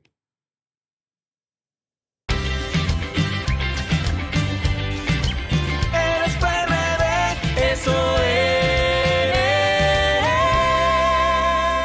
Licenciado Pedro Miguel González, sabemos que el Partido Revolucionario Democrático es un partido con una gran trayectoria histórica, con grandes dirigentes, muchos aportes al país, pero específicamente, ¿qué lo hizo usted decidir inscribirse en el partido y cuáles han sido sus aportes dentro del mismo? Sí. Bueno, muy buenos días. Muchas gracias por la oportunidad. Bueno, toda mi vida yo he estado vinculado al torrijismo, mi vida consciente. Tuve la suerte de tener un padre muy cercano al liderazgo de Omar Torrijos. Él fue designado secretario ejecutivo del Movimiento Nuevo Panamá, predecesor del PRD, y junto a él, siendo el menor de sus hijos, tuve la oportunidad de recorrer el país desde los 5 años de edad y conocer, antes de que lo fueran, a muchos de los constituyentes de 1972. Así que a lo largo de la década de los 70, teniendo además 3 hermanos militantes de la Federación de Estudiantes de Panamá y posteriormente del Frente de Reforma Universitaria, crecí en una familia en la que el debate político era lo natural, lo normal. Cuando se fundó el partido, 10 años después de aquel proceso que cambió a Panamá para siempre, hubo un esfuerzo y en el área territorial donde vivíamos, mi hermana mayor era la representante de corregimiento y además la líder del movimiento de jóvenes, la Juventud Progresista de Alcaldías, que fue la que se encargó de organizar la organización del partido. Así que en mi rostro tengo varias cicatrices del 11 de marzo de 1979, puesto que sufrimos un accidente mientras trasladábamos gente a inscribirse. Yo tenía 14 años de edad. Crecí, llegué a los 18 años de edad y entrar al partido fue algo casi que natural. Este año estoy cumpliendo ya 40 años como miembro del partido. Dentro de la militancia partidaria fui presidente de la Juventud en la zona 2, el área norte de la capital, el área de las Cumbres y Chilibre, hasta la invasión, y después de la invasión milité con una coordinadora que organizó la juventud del partido, hasta que sucesos por todos conocidos me llevaron a la clandestinidad primero y después a la cárcel. Estando preso, fui uno de los principales organizadores del Congreso de la Juventud que llevó a Martín Torrijos a la Secretaría General. Fui electo por los jóvenes de mi partido como primer subsecretario de aquel Comité Ejecutivo de la Juventud. Y cuando salgo de la cárcel, entro nuevamente a la militancia ya territorial y soy electo diputado. 9 años presidí el partido en Veraguas. Creo que la gestión más exitosa que ha tenido el partido en Veraguas fue la que tuvimos en las elecciones del año 2004. Y posteriormente, en 3 ocasiones he sido miembro del Comité Ejecutivo Nacional del partido. En la última ocasión fui el secretario general del partido, es decir, el representante, vocero del partido, pero además me tocó liderizar un esfuerzo para unificar el partido, lograr hacer oposición, generar un mecanismo de cohesión dentro del partido más allá de la coyuntura de los liderazgos electorales que conocimos como la visión 2050. Este elemento de cohesión es la línea política del partido desde el Congreso Extraordinario del 2018 y es la que nos apoya ahora para seguir adelante. Gracias a la unidad del partido y gracias al papel vertical de oposición que hizo el PRD, contrario a lo que nos ocurrió en las elecciones del año 2014, el presidente Laurentino Cortizo pudo llegar al gobierno porque encontró ese partido unificado, robusto y haciendo oposición que no encontraron en el caso de la unidad la compañera Balbina Herrera y en el caso de hacer oposición el compañero Juan Carlos Navarro. Así que esa es mi carta de presentación antes de asumir el compromiso de correr como precandidato presidencial. Gracias, licenciado. Vamos a otro tema. Tortura a la sociedad panameña el alto costo de los medicamentos. Hay países vecinos que tienen 2 y 3 veces los precios mucho más bajos en estos productos que en Panamá. ¿Cómo contemplaría usted en caso de llegar a ser presidente de este país o representante del PRD enfrentar ese problema? A ver. Lo primero que debemos generar es un gran consenso nacional. Nosotros debemos hacer una reforma al Estado. Y esa reforma al Estado debe partir con una reforma a la Constitución. Y dentro de esa reforma a la Constitución, hacerlo a través de una constituyente paralela sería el primer acto de nuestro gobierno. Generar el mayor consenso sobre temas estratégicos. Y uno de ellos es el bienestar de la población. Desde la propia Constitución, fortalecer el concepto de salud pública preventiva, tal cual se hizo en la década de los 70 y se ha cambiado gracias a este modelo que se ha impuesto en la etapa post-invasión en Panamá. Algo que nosotros pretendemos cambiar desde el gobierno mediante una alianza con el pueblo panameño. Lo otro que hay que hacer fundamental en desarrollo de esas normas constitucionales es penalizar, como en otros países, las prácticas oligopólicas o monopolísticas. Todos sabemos, y el propio presidente Cortizo lo planteó en campaña. Hay una mafia en el tema de los alimentos y hay una mafia empresarial en el tema de los medicamentos. Lo lamentable es que poco se ha hecho durante este gobierno para desmantelarla. Pareciera que estamos atrapados por intereses creados. Es importante tener ese elemento de coerción desde la ley para evitar que este tipo de prácticas sigan desmejorando la calidad de vida de los panameños.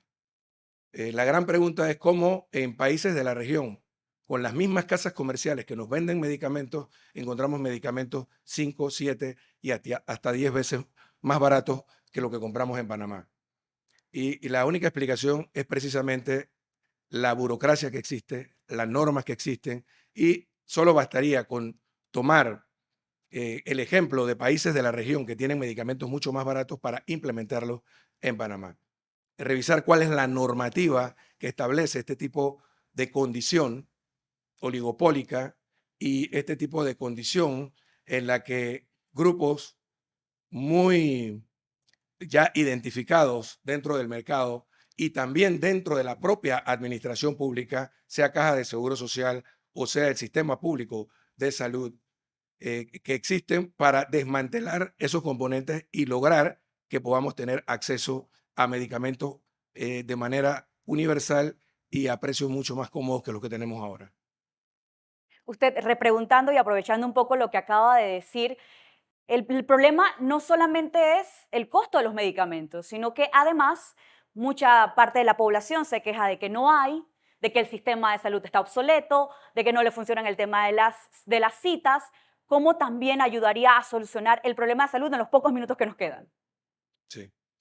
Bueno, es importante que nosotros logremos, en el caso de las citas, porque estamos hablando ya del tema de la seguridad social, en el tema de las citas es importante automatizar los procesos.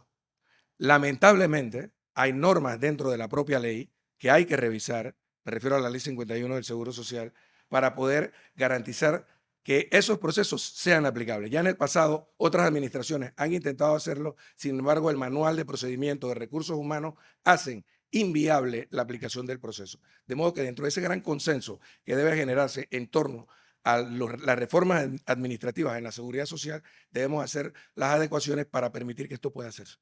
Dijo que hay mafias.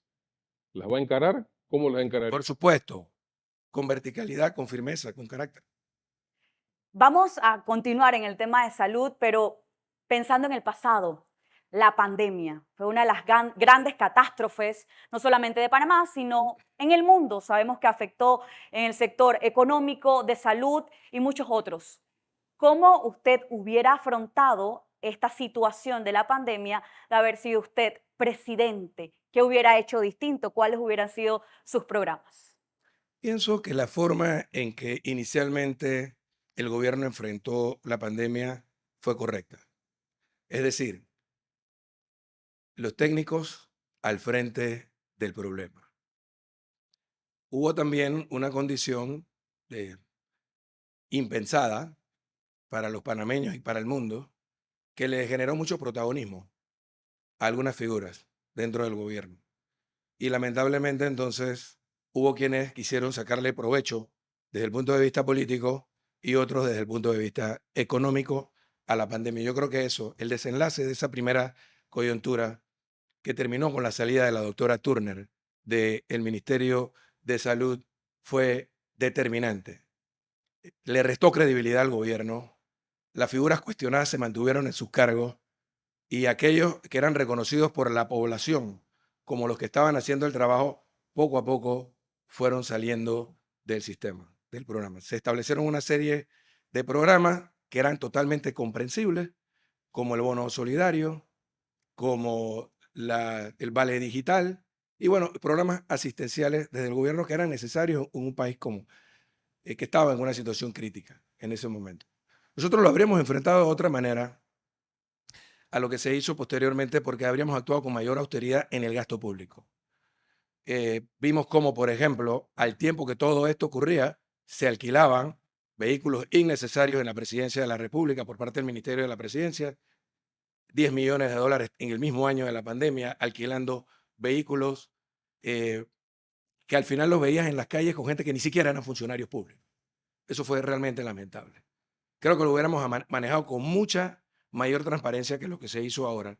Habríamos enfocado, sí, la inversión pública, la inversión física que genera empleo en momentos de depresión como parte de una política anticíclica, pero al mismo tiempo nos habríamos apretado el cinturón para evitar el enorme crecimiento de la deuda pública que hemos tenido en estos 3 años de pandemia. Es prácticamente insostenible ese problema de la deuda pública y en buena medida se debe a que desde el Ministerio de Economía y Finanzas bajo ningún momento se aplicó un plan de contención del gasto, al menos en la parte de los gastos suntuarios, gastos innecesarios, gastos que pudieron haberse evitado y enfocar los recursos directamente a la inversión.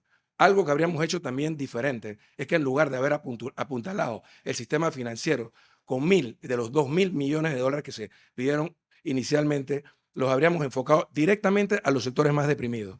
Aquellos profesionales que desaparecieron, que en los 3, 4, 5 o 6 meses que estuvimos encerrados, perdieron sus ahorros para mantener a su familia y no tenían la capacidad de volver a reactivarse económicamente. Otra cosa que habríamos hecho, pero de manera masiva, desde instituciones como AMPIME, era retomar dentro del el inventario que tiene por un lado el Ministerio de Trabajo y por el otro lado la Seguridad Social, ver cuántos de aquellos contratos que se perdieron desde la formalidad habrían pasado a la informalidad para poder apoyar a los emprendedores de manera masiva, algo que no se hizo. Y también habríamos reforzado con ese dinero la cartera agropecuaria, tanto del Banco Nacional como del Banco de Desarrollo Agropecuario, para estimular la seguridad alimentaria, para estimular la producción nacional en el sector de alimentos, en la generación de alimentos y garantizar la seguridad alimentaria, algo que no se hizo.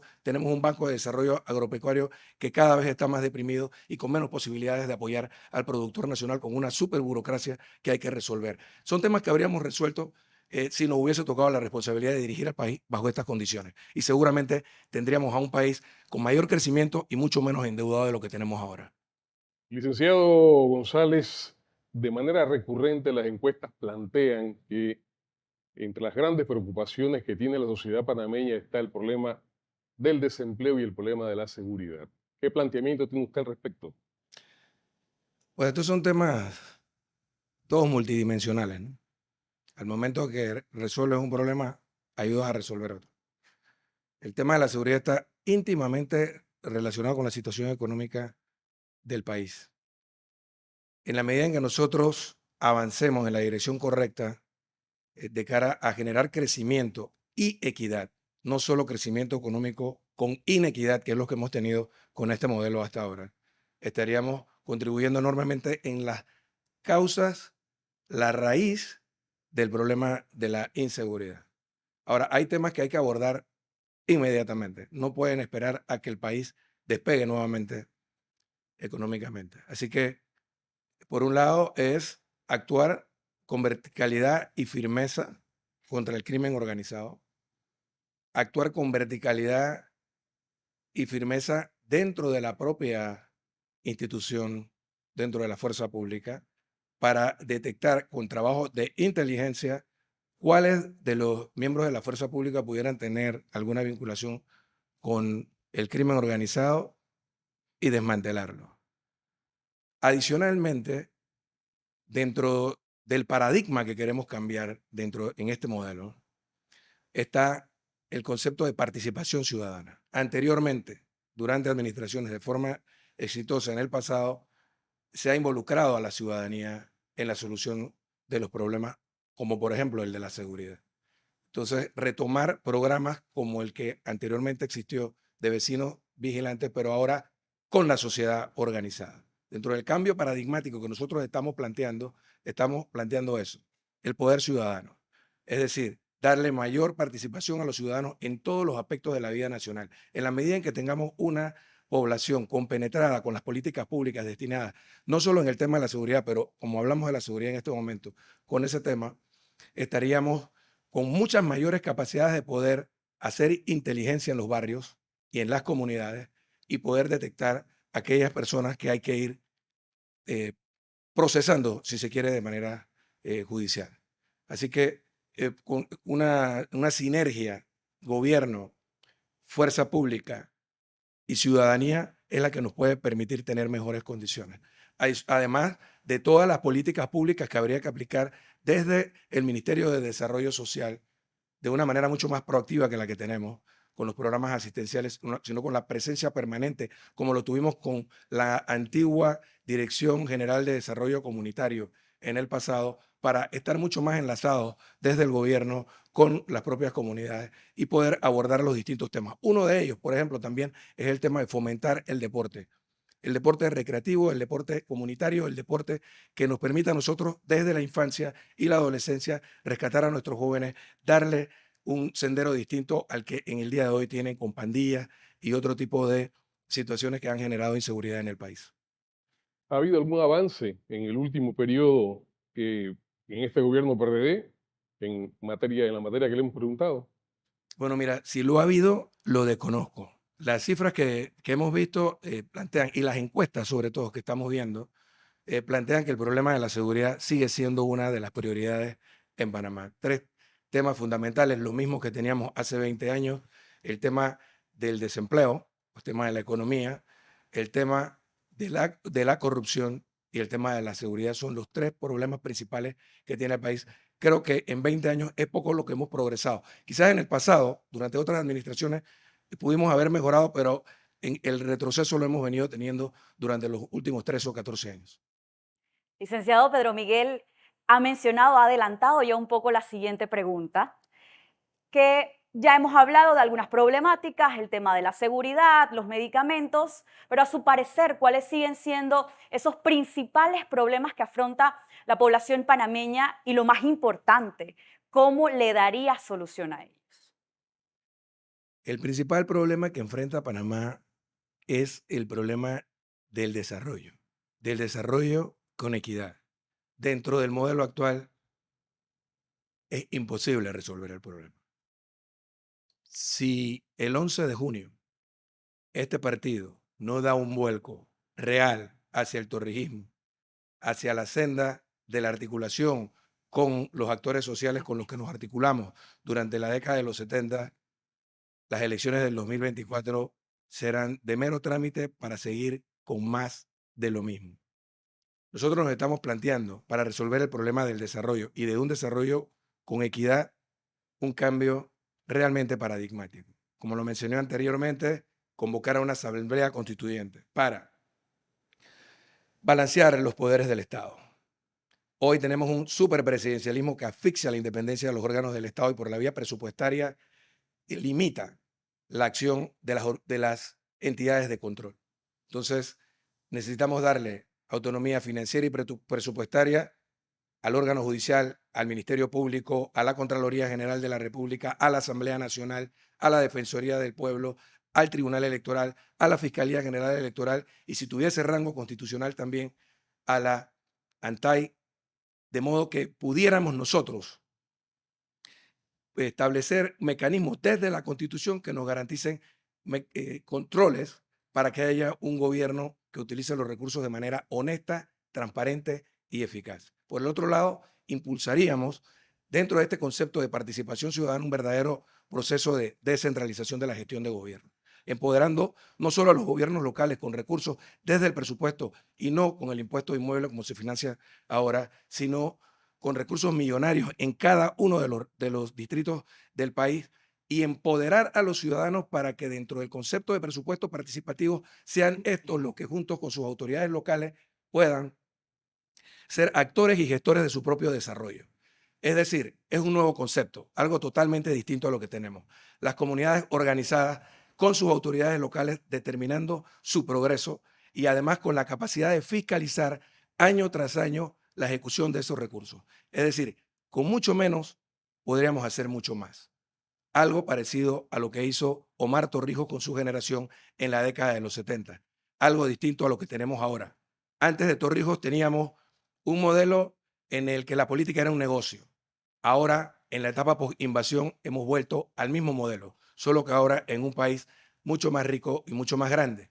De manera que el despilfarro por corrupción o por incapacidad es enorme. Lo que nosotros nos estamos planteando es realmente empoderar a los ciudadanos, generar a partir del 11 de junio una gran alianza social que no solo nos permita ganar las elecciones del año 24, sino que nos permita gobernar haciendo la transformación, porque para lograr esa transformación vamos a tener que enfrentar a los poderes que nos tienen secuestrados. Aquellos poderes a los que por la aplicación de las políticas neoliberales de los últimos 30 años le hemos entregado nuestra riqueza. Me refiero al capital transnacional, que hoy controla nuestra energía, las telecomunicaciones, que controla nuestros puertos y nuestro desarrollo marítimo y que controla ahora también nuestros recursos minerales. Es decir, por un lado recuperábamos la soberanía sobre el canal y nuestro territorio y por el otro lado entregábamos la soberanía sobre nuestra riqueza. Hoy tenemos un Estado debilitado financieramente y parte de nuestro proyecto político consiste en eso, con una ciudadanía que nos respalde, recuperar la soberanía para Panamá sobre esos sectores, fortalecer financieramente al Estado y resolver los grandes problemas y los grandes retos del desarrollo. Las cifras internacionales hablan de una reducción de la pobreza en Panamá de 18 a 15 en el último quinquenio y pese a que en el marco de la pandemia se llegó prácticamente a un 18% de desempleo, ahora el país está en un 9%. ¿Cuál es el mensaje final que le da usted a la membresía del PRD en caso de llegar a ganar la candidatura presidencial de este partido? Bueno, dentro de las políticas asistencialistas que ha venido aplicando en las ya 4 últimas administraciones del Estado, dentro de este modelo en el que nos encontramos que debemos superar, está precisamente la posibilidad de transferirle a los ciudadanos de más escasos recursos fondos o subsidios. Nosotros creemos que algunos de ellos han sido socialmente rentables. Otros de ellos han representado un verdadero desperdicio. Nosotros revisaríamos estos programas asistenciales para convertirlos además en transferencias condicionadas, de manera que podamos tener una sociedad mucho más productiva, de manera que podamos lograr que nuestros campesinos produzcan más en lugar de que dejen de trabajar y haya muchas más tierras ociosas hoy que las que teníamos hace 15 años. De modo que pudiéramos nosotros mejorar la calidad de vida si enfocamos estos subsidios de una manera mucho más eficaz desde el Estado, de manera que no solamente los sectores más vulnerables reciban este subsidio, sino que los mismos sean a la vez mucho más productivos de los que son en este momento. Yo creo que es mucho lo que nos hace falta por hacer desde el Estado para lograr superar los enormes niveles de pobreza que tenemos en Panamá. Esa cifra que tú me mencionas tendríamos que revisarla. Hay otras cifras que están relacionadas también con el tema del crecimiento económico. En Panamá se habla de un crecimiento económico muy por encima de 2 dígitos en los últimos 3 años. Nosotros hemos revisado las cifras y realmente lo que ocurrió es que la economía panameña cayó en el año 2020, el año de la pandemia, en 18%. Lo que hubo en 2021 fue parcialmente una recuperación. Es exactamente lo que estamos teniendo ahora. Algo parecido a lo que vivió Panamá en los primeros años de la etapa post-invasión. Luego de toda esa agresión económica de casi 3 años que sufrimos, lo que tuvimos fue una recuperación económica. Ahora es exactamente lo que está ocurriendo. Hoy tenemos un Producto Interno Bruto muy similar a lo que teníamos hace 3 años, pero con una riqueza distribuida mucho peor. Es decir, todos aquellos profesionales, todos aquellos micros y pequeños empresarios que desaparecieron, por un lado, y por el otro lado, quienes han tomado para sí, desde las empresas más grandes, esas actividades económicas.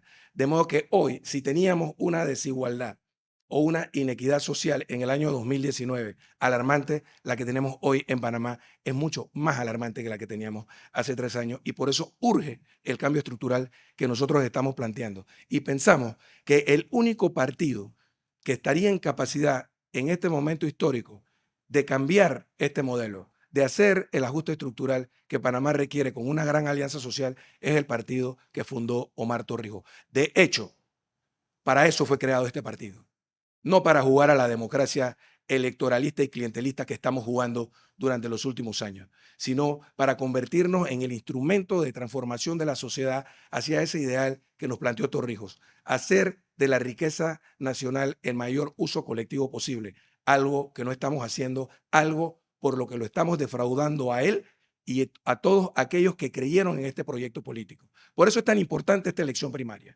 Por eso es tan importante que el 11 de junio los miembros del partido que fundó Omar Torrijos retomemos la senda del verdadero torrijismo y no juguemos a este juego electoralista y clientelista en el que nos tiene sumido la actual dirección del partido y el gobierno que lo respalda.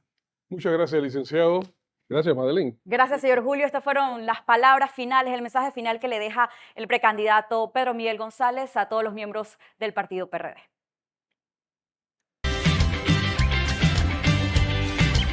Eres PRD, eso es.